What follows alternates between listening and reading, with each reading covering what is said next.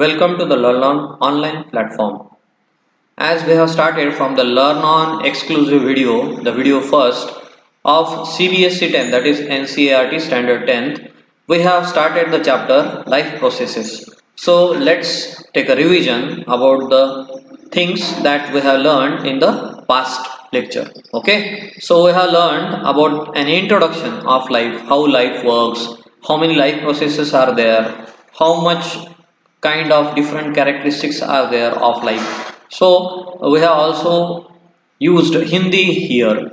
So let's start to use Hindi again. So the first characteristic is movement that we have learned in the past lecture. Movement का मतलब है हलचल. दूसरा characteristic देखा हमने growth. Growth का मतलब है बढ़ना. ओके, छोटे से बड़ी होती जाती जो चीजें है मल्टी सेलुलर वो.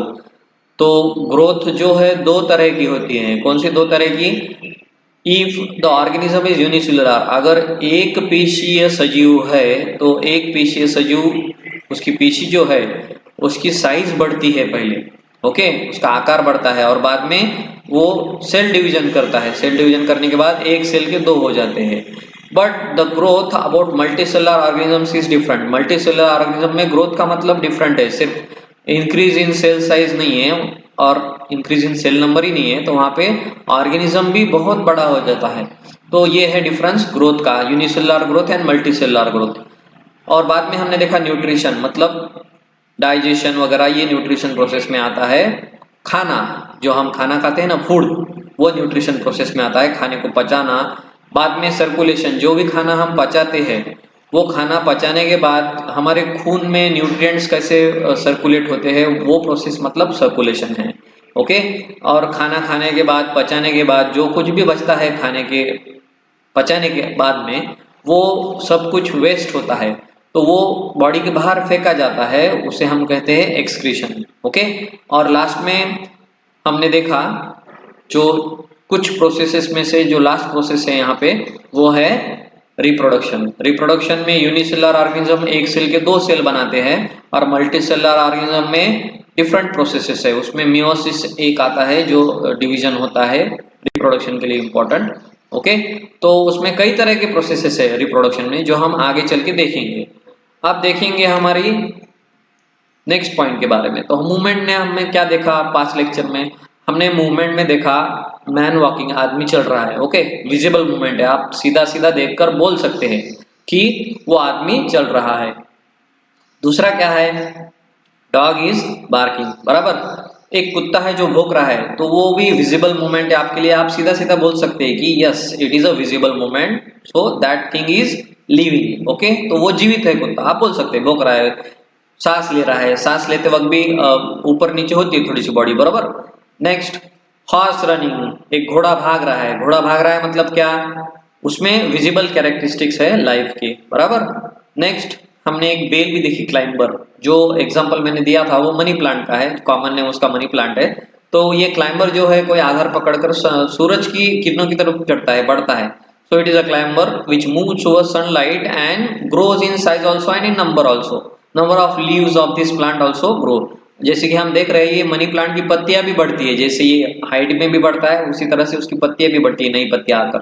ओके, बाद में सेकंड कैरेक्टर हमने देखा वो था ग्रोथ. तो ग्रोथ के बारे में मैंने थोड़ा बताया.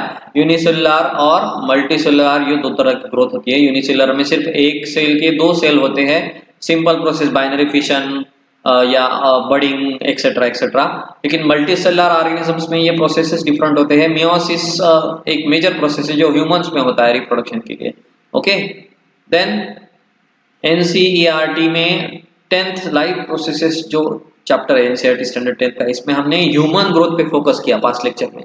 तो इसमें ह्यूमन ग्रोथ में है जैसे कि बताया मैंने, पहले हम एम्ब्रियोनिक स्टेज में रहते हैं, पहले जायगोट बनता है, फिर एम्ब्रियो बनता है by the combination of human sperm and female egg, male sperm and female egg. okay, then baby जब बनता है 9 मंथ हमको लगे, बराबर, सीधी सी बात है.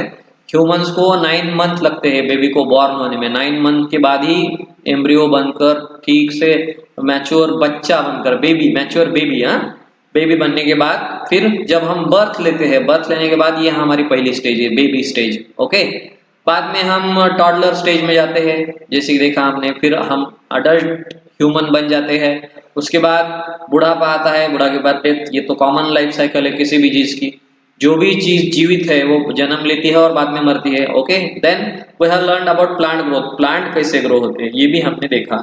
तो यहाँ पे जैसे कि आप देख चुके हैं, जब हम किसी बीज को मिट्टी में डालते हैं, उसे सींचते हैं पानी डालकर, उसे जो कुछ न्यूट्रिएंट चाहिए वो देकर, ओके, खाद वगैरह देते हैं ना, we feed the plant with fertilisers, then we make the plant water and the plant grow. जैसे कि आप देख रहे हैं वो छोटा सा बीज जो है यहाँ पे, ये छोटा सा बीज है ना, ये छोटा सा बीज अंकुरित हो जाता है, और अंकुरित होने के बाद ये दो तरह के पार्ट फॉर्म करता है, shoot and root. What is shoot? Shoot मतलब जहां से पत्तियां और ऊपर का पेड़ का, जमीन से ऊपर का जो भाग है उसे शूट बोलते हैं, जमीन के नीचे का जो भाग है पेड़ का उसे हम क्या बोलते हैं? रूट बोलते हैं। ओके, तो उसके बाद हमने देखा दूसरी तरह की ग्रोथ। तो कुछ प्लांट को हम डायरेक्टली सीड नहीं लगाते, कलम करते, और कई तरह की प्रोसेसेस है, तो ये भी मैंने बता दिया था पिछले लेक्चर में। तो चलिए अब शुरू करते हैं हमारा real lecture for exclusively learn on online teaching platform. इसमें हम देखेंगे न्यूट्रिशन। तो न्यूट्रिशन क्या है, इसकी हम डेफिनेशन पहले देखेंगे। What is nutrition? It is the process of providing और obtaining the food necessary for health and growth. तो न्यूट्रिशन क्या है?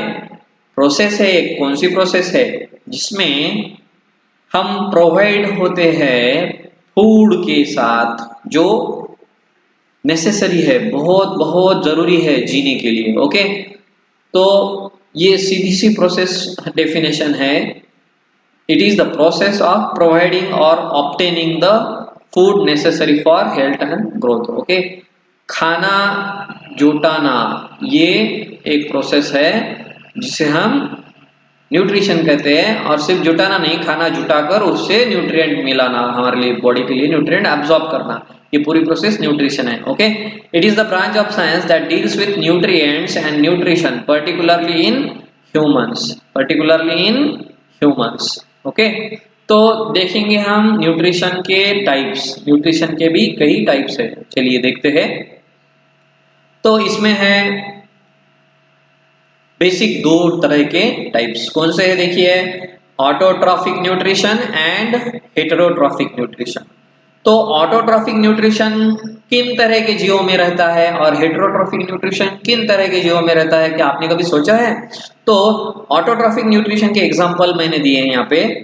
Autotrophic nutrition is the mode of nutrition, autotrophic nutrition की तरह से प्लांट्स में न्यूट्रिशन होता है, और ब्लू ग्रीन algae में। पर कौन से प्लांट्स?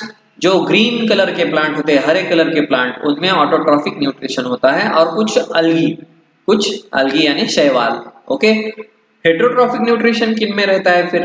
हेटेरोट्रॉफिक न्यूट्रिशन रहता है फंजाई, अमीबा और ह्यूमंस में, और जो कोई भी खुद अपना खाना नहीं बना सकते, कुछ मिले जुले कंपोनेंट्स को यूज करके जो कोई भी अपना खाना खुद नहीं बना सकता, वो सभी हेटेरोट्रॉफिक में आते हैं। Example fungi, amoeba, man. Okay, तो ऑटोट्रॉफ्स में सीधा सीधा बहुत छोटा सा वर्गीकरण है, green plants and blue green algae। पर हेटेरोट्रॉफिक न्यूट्रिशन मोड में कई तरह के जीव आते हैं। कौन कौन है वो?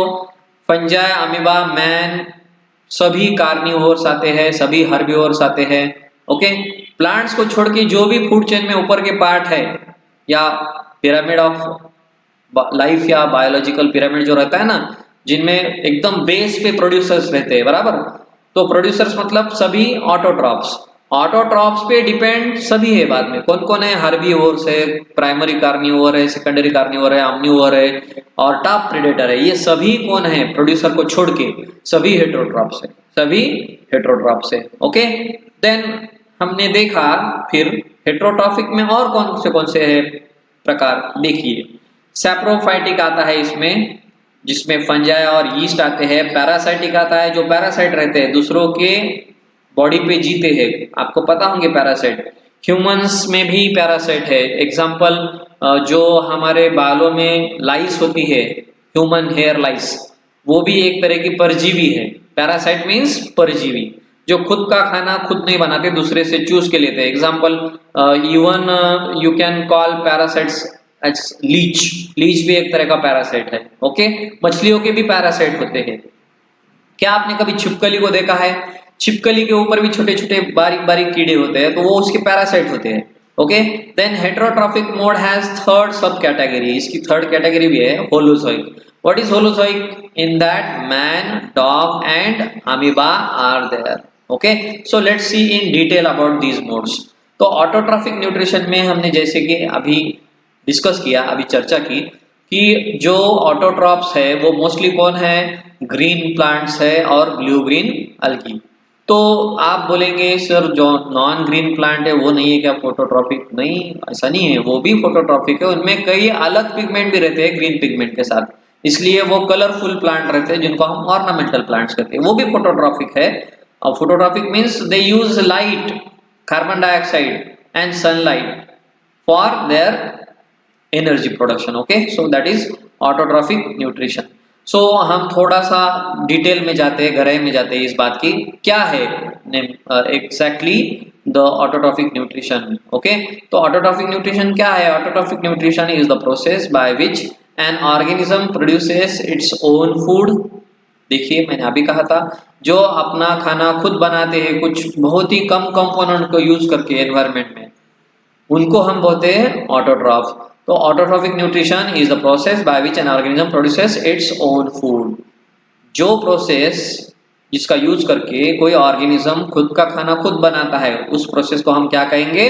Autotrophic nutrition. ओके, तो इनमें हमने देखा examples, plants take inorganic compounds carbon dioxide and water. Plant क्या लेते हैं? Carbon dioxide and water with sunlight, with sunlight. Okay, तो इसको पूरा मिलाकर प्लांट क्या करते हैं? सनलाइट का यूज करके कार्बन डाइऑक्साइड और वाटर को कंबाइन करते हैं। किस फॉर्म में कंबाइन करते हैं? It is a chemical reaction, glucose form में। एक्चुअली वो ग्लूकोज है ऐसा नहीं बोल सकते हम, स्टार्च फॉर्म में कन्वर्ट कर देते हैं वो। तो C6H12O6 ऐसा फार्मूला में रहता है, इसलिए हम ग्लूकोज बोलेंगे यहाँ पे। Sun helps this process to take place. जैसे कि हमने अभी चर्चा की, सनलाइट हेल्प करती है इस बात को पूरा करने में। तो प्लांट्स कैसे खुद का खाना खुद बनाते हैं और ऑटोट्रॉप्स कहलाते हैं? वो कार्बन डाइऑक्साइड लेते हैं एटमॉस्फेयर में का और पानी लेते हैं मॉइस्चर के फॉर्म में, और जमीन में से लिक्विड वाटर भी लेते हैं रूट से, और ये दोनों मिलाकर कार्बन डाइऑक्साइड और पानी मिलाकर सनलाइट के यूज से कन्वर्ट करते हैं स्टार्च में, जो कि कार्बोहाइड्रेट फॉर्म है, जो कि एनर्जी का कार्बोहाइड्रेट फॉर्म है। ओके, तो देखेंगे नेक्स्ट ये कैसी होती है प्रोसेस। देखिए यहाँ पे मैंने प्लांट बताया एक, ये प्रोसेस ऑफ फोटोसिंथेसिस है प्लांट्स में, स्पेशली ग्रीन प्लांट्स में कैसे होते हैं यहाँ पे बताया है। तो प्लांट्स क्या कर रहे हैं? देखिए, ये ले रहे हैं carbon dioxide, as you can see they are taking carbon dioxide. ये देखिए आप, मैं कर्सर यहाँ पे घुमा रहा हूँ। The plants are taking carbon dioxide from environment. This is C. The central black sphere is C, and these two red spheres are O. So this is CO2. ये CO2 कौन ले रहा है? प्लांट की लीफ ले रही है। कैसे लेते हैं प्लांट? पता है क्या आपको carbon dioxide? Plants do breathe. Plant में भी ट्रांसपिरेशन प्रोसेस होती है, हवा अंदर लेना और हवा बाहर छोड़ना। तो ये लीफ जो है, पत्ता जो है ये प्लांट का, ये पत्ता जो है ना ये पेड़ का, ये पत्ते पर बारीक बारीक छोटे छोटे होल्स होते हैं, इनको हम कहते हैं स्टोमेटा। क्या कहते हैं? स्टोमेटा। तो ये स्टोमेटा गार्ड सेल से बने होते हैं। कौन से सेल से?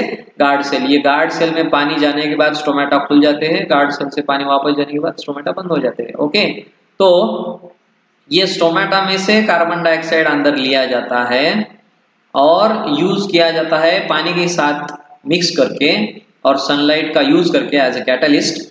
और क्या बनता है? देखिए, शुगर्स बनते हैं। क्या बनते हैं? शुगर, स्टार्च के फॉर्म में। और बाहर क्या निकल जाता है ये पूरी प्रोसेस होने के बाद? बाहर जो निकलता है वो है oxygen as a by product. तो जो ऑक्सीजन है ना, ये बाय प्रोडक्ट है ये पूरी प्रोसेस का। ओके, तो ये पानी लेते हैं प्लांट, देखिए जड़ों से भी लेते हैं और एटमॉस्फेरिक मॉइस्चर भी लेते हैं, और कार्बन डाइऑक्साइड का मिला के सनलाइट का यूज करके कैटलिस्ट बोल के, ये कैटलिस्ट जो है सनलाइट, ये क्या करता है बाद में? कार्बन डाइऑक्साइड और वाटर की रिएक्शन करके, केमिकल रिएक्शन, इससे शुगर बनाता है। ओके, ये पत्तियों में स्टोर हो जाती है प्लांट की, कुछ प्लांट के नीचे, जैसे कि पोटैटो है, पोटैटो में स्टोर हो जाता है कभी कभी, कुछ तरह के प्लांट में जमीन के नीचे भी स्टार्च स्टोर होता है।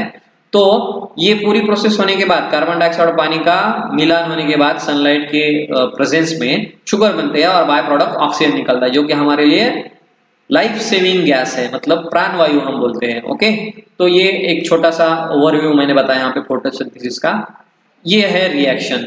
तो जैसे कि आप रिएक्शन में देख सकते हैं, कार्बन डाइऑक्साइड पानी के एक मॉलिक्यूल के साथ कंबाइन होता है, CO2 combines with H2O in presence of sunlight, in presence of sunlight। ये सनलाइट का एब्जॉर्प्शन कहाँ पे होता है आपको पता है क्या?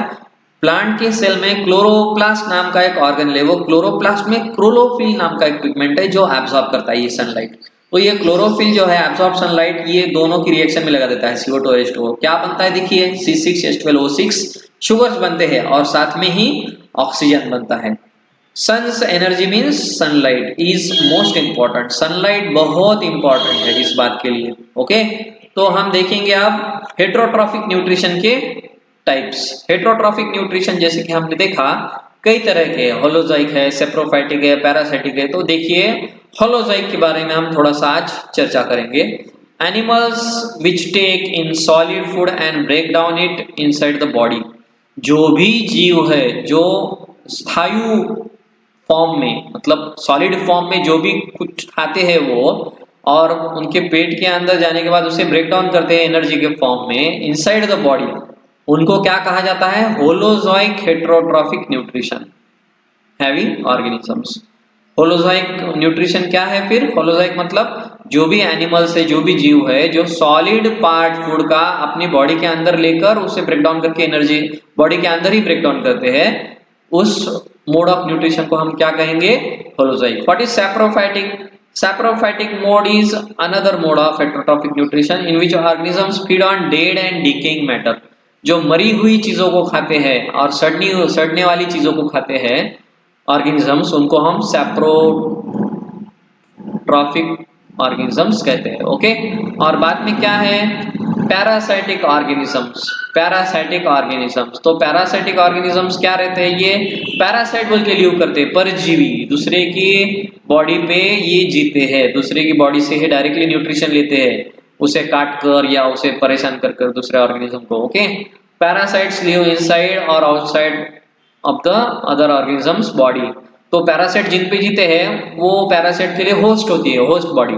तो ये दो तरह के पैरासाइट होते हैं, एक्टो पैरासाइट और एंडो पैरासाइट। कुछ बॉडी के बाहर जीते हैं, कुछ बॉडी के अंदर भी जीते हैं। ओके, तो ह्यूमंस में आपको पता होगा पैरासाइट कौन से है, बोलिए एंडो पैरासाइट कौन से है? लीवर फ्लूक है, टेप वर्म है, ये क्या है? Endo parasite. और एक्टो पैरासाइट में क्या आता है? ह्यूमन लाइस आती है और लीच एक्सेट्रा एक्सेट्रा, ये पैरासाइट आते हैं। एक्चुअली लीच कॉमन एनिमल्स की पैरासाइट है, पानी में रहते हैं। लीच भैंस गाय को भी ये लीच पैरासाइट बोल के अटैच होते हैं। ओके, तो एग्जांपल देखेंगे हम। होलोजाइक के एग्जांपल्स कौन है? अमीबा एनिमल जो सॉलिड फूड खा के अपनी बॉडी के अंदर ही ब्रेक डाउन करते हैं, वो होलोजाइक। सैप्रोफाइट कौन है? सैप्रोफाइट्स वो है जो डेड और डिकेइंग मैटर को खाते हैं अपना खाना बना के, वो है फंजाई। पैरासाइटिक कौन है? पैरासाइट में टिक्स आते हैं, जैसे कि ह्यूमन हेयर लाइस मैंने बताया। ओके, और प्लांट पैरासाइट में cuscuta. Next let's see nutrition in animals. तो हम देखेंगे अभी nutrition in animals. Animals are heterotrophs and hence they depend on other organisms such as plant और other animals for their food. Okay, तो animals में nutrition heterotrophic ही है, लेकिन दो तरह के हेट्रोट्रॉप्स है। वो जो प्लांट को खाकर जीते हैं, बराबर, हर्बीवोर्स, और वो जो प्लांट और एनिमल दोनों को खाकर जीते हैं, वो है ऑमनिवोर्स। और जो सिर्फ एनिमल्स को खाकर जीते हैं शिकार करके, वो कौन है? कार्निवोर्स है। तो कार्निवोर्स में भी कई तरह के प्रकार है, primary carnivores, secondary carnivores, tertiary carnivores. I think you have studied this in previous standard, that is in standard 9th। So let's see in detail. All the animals can be divided into 3 groups on the basis of their food habits. Okay, खाना खाने की जो आदतें हैं उन पर ये पूरा वर्गीकरण हुआ है। तो जो सिर्फ पेड़ पत्ते पौधे खाते हैं उन ऑर्गेनिजम्स को क्या कहते हैं हम? Those organisms who are totally dependent on plant as their food, we call them as herbivore. We call them as herbivore. Okay, और जो इन हर्बीवोर्स को खाते हैं उन्हें हम कहते हैं कार्निवोर्स। और ऑमनिवोर्स कौन है? जो हर्बीवोर्स को भी खाते हैं और कार्निवोर्स को भी खाते हैं, वो कौन है?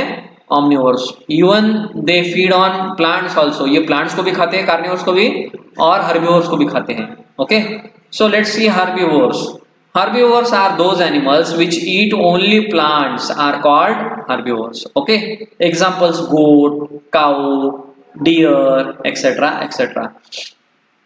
Then let's see about carnivores. Carnivores are those animals which eat only other animals as food. जो दूसरे animals को ही खाते हैं अपना खाना समझकर, खाना बनाकर, उन्हें हम क्या कहते हैं? We call them as carnivores. Correct. Then these examples are given here. Which examples are given? Let's see. Lion, tiger, lizard. These are totally pure carnivores. Okay. Then omnivores. What are omnivores? Omnivores कौन है? Those animals which eat both plants and animals are called omnivores. Example: man. हम, आदमी, human, we can eat anything. We eat plant also, we eat animals also, we eat carnivores also, we eat herbivores also. Okay, so we are omnivore. Then dog, crow. Crow means कौवा, कौवा भी सब कुछ खाता है, इसलिए वो भी एक omnivore है. ओके, नेक्स्ट हम देखेंगे अब इस न्यूट्रिशन को डिटेल में। यहाँ पे मैंने कलर में बताया है, हर्बीवोर्स को मैंने ग्रीन किया है। देखिए, मतलब जो पेड़ पत्ते पौधे सब खाते हैं, सिर्फ पेड़, प्लांट डिराइव्ड मटेरियल खाते हैं, उनको मैंने यहाँ पे ग्रीन में किया हर्बीवोर्स। इससे आपको समझने में आसानी होगी। Herbivores are shown here in green, green colour में मैंने हर्बीवोर्स बताया, मतलब सिर्फ पेड़ पौधे पत्ते ही खाते हैं वो। कार्निवोर्स को रेड में बताया, मतलब ये लाइव एनिमल्स को या डेड एनिमल्स को खाते हैं, लेकिन मतलब शिकार करके खाते हैं। डेड एनिमल्स को खाते हैं, मतलब सैप्रोफाइट्स नहीं है वो शिकार करके खाते हैं, मार के एनिमल्स को, उसको क्या कहते हैं हम? कार्निवोर्स। ऑमनिवोर्स को मैंने यहाँ पे थोड़ा सा डिफरेंट कलर में बताया, ब्राउन कलर में। तो ये ऑमनिवोर्स जो है ये हर्बीवोर्स को भी खाते हैं, कार्निवोर्स को भी, और प्लांट को भी खाते हैं, प्रोड्यूसर को भी खाते हैं। ओके, तो ये कलर का डिफरेंस मैंने जानबूझकर यहाँ पे बताया, आपको समझने में आसानी चाहिए इसलिए। ओके, तो यहाँ पे हम देखेंगे एग्जाम्पल्स डिटेल में। आप देखिए कौन कौन से हर्बीवोर्स है, यहाँ पे एग्जाम्पल मैंने बताए। ये क्या है? देखिए, काऊ मतलब गाय। गाय क्या है? हार्बीवोर है, मतलब पेड़ पौधे पत्ती खाती है। ग्रास हॉपर भी बताया मैंने यहाँ पे। देखिए, ग्रास हॉपर क्या खाता है? ये भी ग्रास खाता है, इसलिए ग्रास हॉपर बोलते हैं। ओके, जेब्रा ये भी ग्रास खाता है। ओके, डियर ये भी ग्रास पे डिपेंड है। देखिए, रैबिट, रैबिट के बारे में तो आपने देखा होगा, रैबिट को गाजर पसंद है। तो प्लांट या प्लांट डिराइव्ड मटेरियल जो भी है वो खाने वाले कौन है? हर्बीवोर। कैटरपिलर, गोट मतलब बकरी, हाथी, एलिफेंट, ये भी क्या है? पूरे हर्बीवोर है। ओके, नेक्स्ट हम देखेंगे एग्जांपल्स कार्निवोर्स के। देखिए, यहाँ पे मैंने एग्जांपल बताया कार्निवोर्स के। कौन से एग्जांपल है? देखिए, फॉक्स है, मतलब लोमड़ी, मतलब क्या? लोमड़ी। वोल्फ है, मतलब भेड़िया। शार्क भी बताइए मैंने, यहाँ पे पानी में भी रहते हैं कार्निवोर्स। शार्क दूसरी मछलियों को खाती है। और ये लायन है, लायन मतलब शेर। ओके, देन यहाँ पे हमने बताया है ये तीनों, हर्बीवोर, ऑमनिवोर, कार्निवोर, ये पूरे फूड वेब के कंपोनेंट्स रहते हैं। ओके, तो यहाँ पे जो बताया मैंने, ये मोस्ट लेफ्ट साइड जो है ये पूरे हर्बीवोर्स है। देखिए, ये यहाँ पे गाय बताई है, यहाँ पे खरगोश है, ये बकरी है, ये जिराफ है, और ये स्नेल है। स्नेल मतलब आपको पता है ना स्नेल क्या होती है? ओके, देन यहाँ पे मैंने बताया है ऑमनिवोर्स, गिलहरी। बाद में ये कौन है? भालू। ये कौन है? ऑर्थॉग हम बोलते हैं इसे, जंगली सुअर। ऑर्थॉग मीन्स जंगली सुअर। ये चिड़िया, चिड़िया भी ऑमनिवोर है बोला। चिमनिया जो चिड़िया जो है, चिड़िया पेड़ पत्ते पौधे उनके बीज भी खाती है और कीड़ी भी खाती है। और ये मैन मतलब हम ह्यूमंस, ह्यूमंस क्या करते हैं? ह्यूमंस भी ऑमनिवोर है। ओके, बाद में कार्निवोर भी बताया यहाँ पे। मोस्ट राइट जो है ये स्लाइड का पार्ट, यहाँ पे मैंने कार्निवोर बताया। ये कौन है? चीता है, मगरमच्छ है, और चील है, शार्क है, ये ओनली कार्निवोर है। और ये कौन है? स्पाइडर। ओके, मकड़ी, मकड़ी भी एक कार्निवोर है। बाद में हम देखेंगे different steps in the process of nutrition in animals. ये कौन से स्टेप्स है? देखिए, पहली प्रोसेस है इंजेशन मतलब खाने को शरीर के अंदर लेना, ingestion. The process of taking food into the body is called as ingestion. Then digestion, the process in which the food containing large insoluble molecules is broken into small water soluble molecules is called as digestion। जैसे हमने खाना ingestion process से हमारे शरीर के अंदर लिया, दूसरी प्रोसेस शुरू हो जाती है उसको पचाने की, उसको हम बोलते हैं डाइजेशन। पहली प्रोसेस है खाने को अंदर लेना मतलब इंजेशन, दूसरी प्रोसेस है खाने को पचाना शुरू करना मतलब डाइजेशन। ओके, तो डाइजेशन में क्या होता है, कुछ फूड के पार्ट जो है वो वाटर इंसोल्यूबल होते हैं, तो ब्लड में न्यूट्रिएंट बोल के मिक्स नहीं हो सकते, तो इसलिए उनको मिक्स करने के लिए डिफरेंट एंजाइम सीक्रेट करती है बॉडी डिफरेंट ऑर्गेनिजम्स की, और उसको वाटर सोल्यूबल बना दिया जाता है, और बड़े बड़े जो फूड के टुकड़े उनको छोटा छोटा किया जाता है। हम अपने दांतों से चबा चबा कर फूड को पहले ही छोटा करते हैं। ओके, तीसरी प्रोसेस है इंजेशन और डाइजेशन के बाद एब्जॉर्प्शन। डाइजेशन होने के बाद जो भी न्यूट्रिएंट्स वाटर सोल्यूबल फॉर्म में बन गए हमारी बॉडी में डाइजेस्टिव सिस्टम में, वो हमारी ब्लड स्ट्रीम में एब्जॉर्ब हो जाते हैं हर सेल को हमारी बॉडी की पहुंचाने के लिए। ओके, बाद में है assimilation, the process in which absorb food is taken in the body cells and used for energy. जब सेल के अंदर ये न्यूट्रिएंट्स पहुंच जाते हैं ब्लड से होकर, तो यहाँ पर माइटोकॉन्ड्रिया में एटीपी जनरेशन प्रोसेस वगैरह होती है, बराबर। सेल्स के अंदर भी रिपेयर, एनर्जी प्रोडक्शन और ग्रोथ प्रोसेस शुरू होती है, तो इसको बोलते हैं असिमिलेशन। और लास्ट में क्या है, इजेशन मतलब बाहर फेंकना। Okay, the process in which the undigested food और the remaining part of the digested food is removed from the body, it is called as egestion, we call it as excretion। okay, तो देखेंगे हम अभी simplest nutrition in simplest animals. तो हम चलिए देखते हैं अमीबा के बारे में। अमीबा एक छोटा यूनिसेलुलर ऑर्गेनिज्म है, तो अमीबा के साथ पैरामीशियम भी हम यहाँ पे एग्जांपल लेंगे। तो देखेंगे amoeba and paramecium are two very simple unicellular animals. In unicellular animals all the processes of nutrition are perform by single cell. इनमें कोई डाइजेस्टिव सिस्टम नहीं है, इंजेस्टिव सिस्टम नहीं है, एकदम सिंपल यूनिसेलुलर सेल ऑर्गेनिज्म से ही। ओके, तो देखेंगे हम न्यूट्रिशन इन अमीबा। जैसे कि आप देख रहे हैं अमीबा जो है, अमीबा में न्यूट्रिशन कैसे होता है। Amoeba eats tiny plants such as algal cells and animals and bacteria also as a food। Amoeba जो खुद यूनिसेलुलर है, एक पेशीय जीव है, वो क्या खाएगा सोचिए जरा, वो खाएगा उससे छोटे यूनिसेलुलर या मल्टीसेलुलर सेल्स। तो वो क्या खाता है, छोटे छोटे अल्गल सेल्स खाता है या छोटे छोटे बैक्टीरियल सेल्स खाता है। कौन, अमीबा। कैसे खाता है, उसको ना माउथ है, ना टीथ है, ना डाइजेस्टिव सिस्टम है उसको।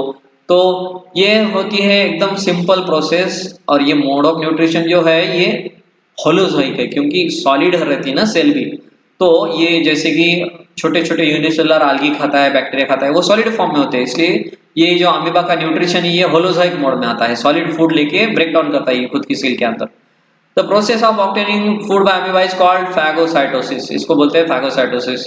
ये इसकी बॉडी के एक्सटेंशन करता है around the things that it want to eat. ये क्या करता है, ऐसे अपनी बॉडी को ही फोल्ड कर देता है, मतलब अपनी सेल को ही फोल्ड करता है, किसी सेल को जो उसका खाना है उसको खुद की सेल के अंदर लेने के लिए, पचाने के लिए।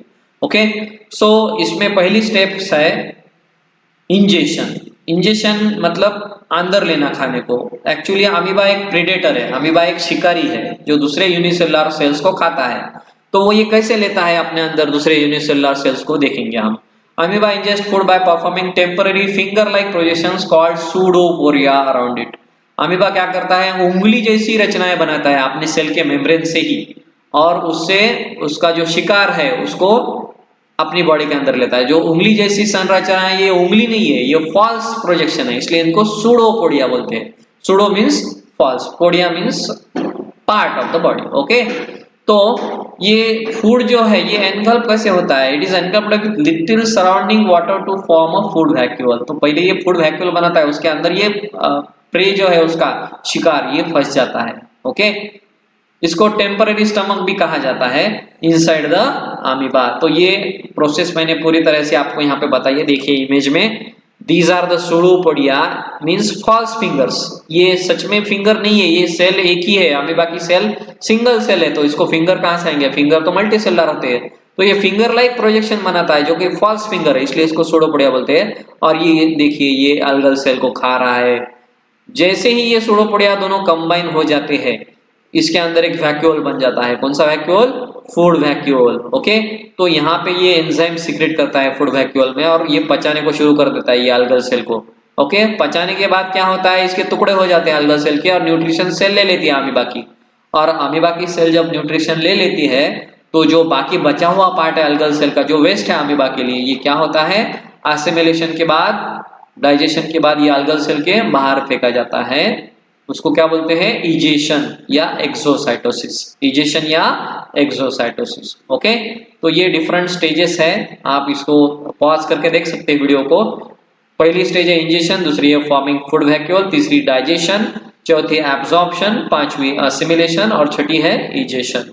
नेक्स्ट देखिए डाइजेशन के बारे में हम थोड़ा सा देखेंगे, चर्चा करेंगे। What is digestion? Digestion in amoeba is the process where food is digested in the food vacuole by digestive enzymes which break down the food into small and soluble molecules by chemical reactions. Okay, तो amoeba एक खुद single cell है, तो इससे छोटी single cell को ये खाएगा शिकार बनाकर। ये एक प्रीडेटरी सेल है, अमीबा एक प्रीडेटरी सेल है, एनिमल है। तो यूनिसेलुलर है खुद अमीबा, इसलिए क्या करेगा, उससे छोटी यूनिसेलुलर सेल्स को क्या करेगा, खाएगा। कैसे खाएगा? ये पहले फूड वैक्यूल में इसको कन्वर्ट करेगा, सूडोपोडिया एक्सटेंड करके ट्रैप कर लेगा प्रे को, और फूड वैक्यूल में सिक्रीट करेगा डिफरेंट एंजाइम्स जो ब्रेक डाउन कर देंगे, वो सेल को पचा देंगे। पचाने के बाद क्या होगा, उसमें से जो न्यूट्रिएंट्स निकलेंगे वो एब्जॉर्ब करेगा अमीबा। ओके, तो सेकंड प्रोसेस क्या है डाइजेशन के बाद? एब्जॉर्प्शन।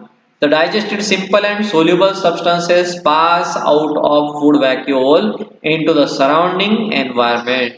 जैसे कि आप देख सकते हैं, पचाने के बाद एक अल्गल सेल को अमीबा के अंदर जो कुछ भी वो सेल से न्यूट्रिशन मिला उसको पूरी सेल में फैला देगा अमीबा, पूरे सेल के कंपोनेंट को एनर्जी होना है ना, इसलिए।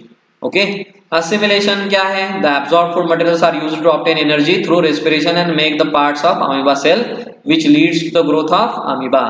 क्या होता है देखिए, एसिमिलेशन में जो भी फूड न्यूट्रिएंट्स मिले हैं एब्जॉर्प्शन प्रोसेस से, वो पूरे एनर्जी और सेल की ग्रोथ के लिए यूज किए जाते हैं। कौन सी सेल की ग्रोथ के लिए? अमीबा की सेल की ग्रोथ के लिए। ओके, देन इजेशन क्या है? जो कुछ भी बचा कुचा है उसे अमीबा सेल बाहर फेंक देती है।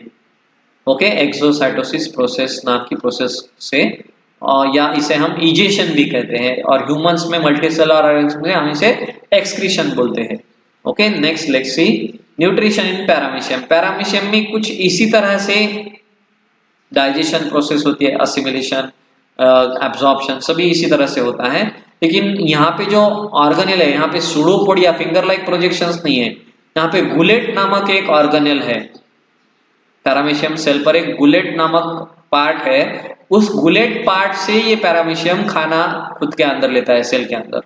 तो देखेंगे हम, it is also a tiny unicellular animal which lives in water. Paramecium भी अमीबा की तरह यूनिसेलुलर है, पानी में रहता है। ये इंजेक्शन कैसे करता है? Paramecium uses hair like structures called cilia. Paramecium के सेल के अराउंड छोटे छोटे छोटे छोटे थ्रेड लाइक प्रोजेक्शंस होते हैं, हेयर लाइक प्रोजेक्शंस, उसे सीलिया कहते हैं। वो सीलिया का यूज करके गुलेट में फूड पहुंचाने की कोशिश करता है। Okay, that is mouth of paramecium. Gullet is also called as mouth of paramecium. Actually we cannot call it mouth because the paramecium is unicellular. हम उसको माउथ नहीं बोल सकते, उसका मुंह है ऐसा नहीं बोल सकते हम, लेकिन मुंह की तरह एक काम करता है पार्ट पैरामीशियम में, उसे गुलेट कहते हैं। Okay, injection is followed by other steps such as digestion, absorption, assimilation and egestion.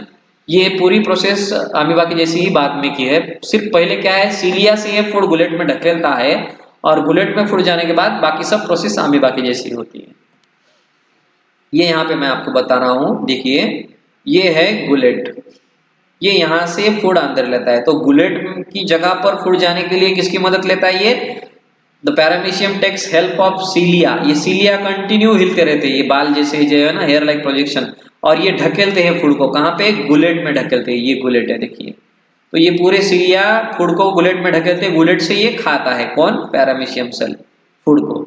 Okay, next nutrition in human beings. अब हम देखेंगे ह्यूमन बींग्स का न्यूट्रिशन कैसा होता है। ह्यूमन बींग्स में न्यूट्रिशन, जैसे कि आपको पता है nutrition in human beings is a complex multi cellular animal having process. Okay, तो हमें न्यूट्रिशन की प्रोसेस कई ऑर्गन से होकर गुजरती है। कौन से ऑर्गन से हमारे न्यूट्रिशन में, देखिए the various organs of human digestive system in sequence are mouth, esophagus, then stomach, then small intestine, large intestine, then liver, and the glands which are associated such as salivary glands, then pancreatic glands, etc.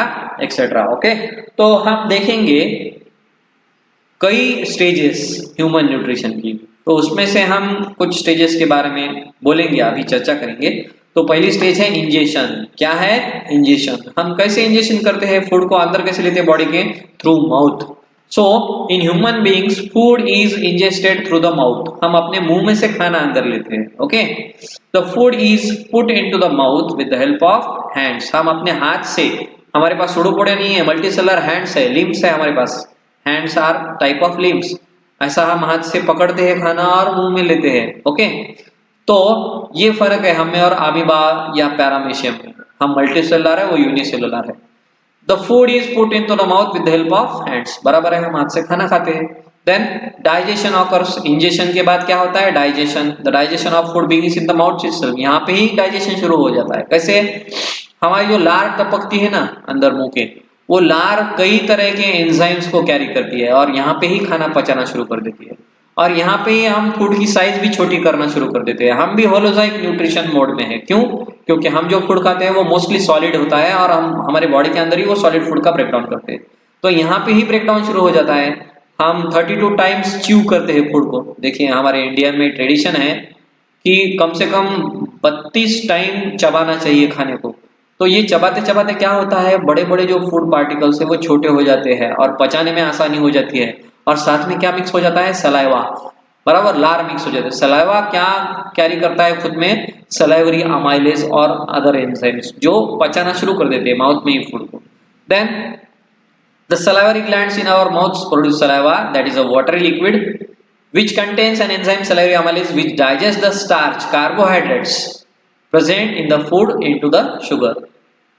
It is known as chemical digestion. Our tongue helps in mixing the saliva with food. हमारी जो जीभ है ये food को और saliva को दोनों को मिक्स करने में मदद करती है। Okay, our tongue helps in mixing the saliva with the food. The digestion of food remains incomplete in the mouth. Mouth में पूरा डाइजेशन नहीं होता, यहाँ पे शुरुआत होती है। ओके, आगे हम पूरी डाइजेस्टिव सिस्टम देखेंगे ह्यूमंस की। जैसे कि आप देख सकते हैं ये सिस्टम कहाँ से शुरू हुई है। देखिए ये सिस्टम शुरू हुई है माउथ से। तो माउथ सिर्फ एक छोटा सा पार्ट नहीं है, माउथ के अंदर भी कई पार्ट है। तो यहाँ पे कैविटीज है। कौन सी कैविटी है? ओरल कैविटी है, फेरिंग्स है। फेरिंग्स 3 तरह के होते हैं, नासोफेरिंग्स, ऑरोफेरिंग्स, लैरिंगोफेरिंग्स। ओरल कैविटी में टंग होती है, टीथ होती है।